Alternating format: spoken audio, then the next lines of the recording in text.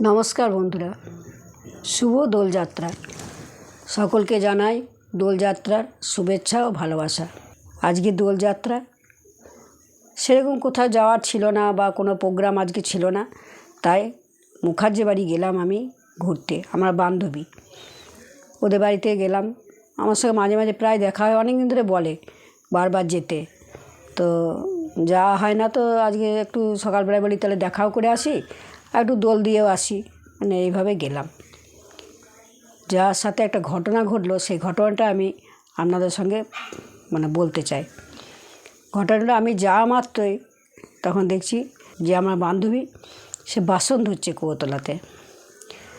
তা আমি ডাকা মাত্রই ওনার বৌমা ছিল, বৌমা তাড়াতাড়ি করে নেমে এলো। নেমে এসে বলে, ও কাকিমা এসছেন, আসুন আসুন আসুন, খুব ভালো দিনে এসছেন, আসুন আসুন কাকিমা। সে খুব সুন্দর কথাবার্তা, এত সুন্দর বললো, খুব ভালো লাগলো। বসুন কাকিমা বসুন বললো। কিন্তু আমি তার আগের থেকেই সব কিছু জানি যে আমার বান্ধবীর সঙ্গে তার বৌমার সম্পর্কটা ঠিক নেই, খুবই সাপে নেউলের মতো ব্যাপার। যেহেতু বান্ধবী উচিত কথা বলতে যায়, কিছু বলে, সেটা সহ্য করতে পারে না। তো তার জন্য আমার জানা ছিল। তো আমি তো দেখে অবাক লাগলো যে বাবা, এ তো যা শুনছি তা তো নয়, এ তো পুরো অন্যরকম। আমাকে তাড়াতাড়ি করে হোলি নিয়ে এলো। আজ কাকিমা হোলির দিনে এসছেন, খুব ভালো ভালো, বসুন বসুন করে আমার পায়ে হোলি দিল, দিয়ে হোলি দিয়ে প্রণাম করলো। তা তারপরে আমি বসে আছি, আর এখানে কুয়োতলায় বাসন ধুচ্ছে বান্ধবী। বসো বসো আমি আসছি বলতেই বৌমা দেখছি তাড়াতাড়ি করে গিয়ে ওই শাশুড়ি পায়ে হোলিটা এমনভাবে দিল, ঝট করে দিয়ে চট করে উঠে চলে এলো, 1 সেকেন্ডও লাগলো না, কোনো মতো দিয়ে চলে এলো। তো ওই যে আমার বান্ধবী, সে তখন চিন্তা করলো, হয়তো ভাবছে যে আমি একটু বৌমার কপালে তাহলে আবিরটা দিই, করে ঘুরে দেখছে যে বৌমা আর নাই, ওখান থেকে হাওয়া তাড়াতাড়ি চলে এসছে। ওর খুব খারাপ লাগলো। আমার চোখে এমন জায়গায় বসে আছে, আমার চোখে চোখ দিয়েও দেখা যাচ্ছে, আমাকেও দেখতে পাচ্ছে, আমি ওকে দেখতে পাচ্ছি, আর শুধু হাত দিয়ে বলছে দাঁড়া দাঁড়াও, আসছি আসছি, দাঁড়াও দাঁড়াও করছে। তারপরে এই দৃশ্যটা দেখে ও একটু অবাক হয়ে গেল যে কী হলো ব্যাপারটা, ঠিক ভালো লাগলো না। দেখলাম খানিকক্ষণ, আমি তো সব ঘটনাটা জানি, আর ও জানে যে সব তো আমি জানি, তার জন্যে ও শুধু চোখটা শুধু আমাকে এমনি করে, দেখছো কী অবস্থা, এটা চোখের ইশারাতে শুধু আমাকে বললো। তা আমি বললাম যে চুপচাপ হয়ে গেলাম, দেখে এখন কিছু বলার ঠিক নয়। নিয়ে বৌমা তো চলে গেল। তারপর দেখছি আমার কাছে এলো আমার যে বান্ধবী, এসে বললো, বলো তো এটা কি করা ঠিক হলো? আমি ঠিক, কেন কী হলো? বলছে দাঁড়াও আমি আসছি, আমার যে পায়ে যে আবিরটা দিয়েছে না, আমার পাটা কেমন করছে, আমি আগে ধুয়ে আসি, দাঁড়াও। তারপরে পাটাকে ধুয়ে চলে এলো। তারপর আমাকে বলছে, এ দেখলে কী অবস্থা, কেমনভাবে আমাকে আবিরটা দিল বলো তো। আর দিয়ে আমি যে ভাবছি যে আমি তাহলে মেয়েটার মাথায় একটু কমসে কম টিপটা দিয়ে চলে এলো। অমন আবির দেওয়ার কী তুমি বলো তো। আমি কথাটা বলে, সত্যি কথাই তো বটে।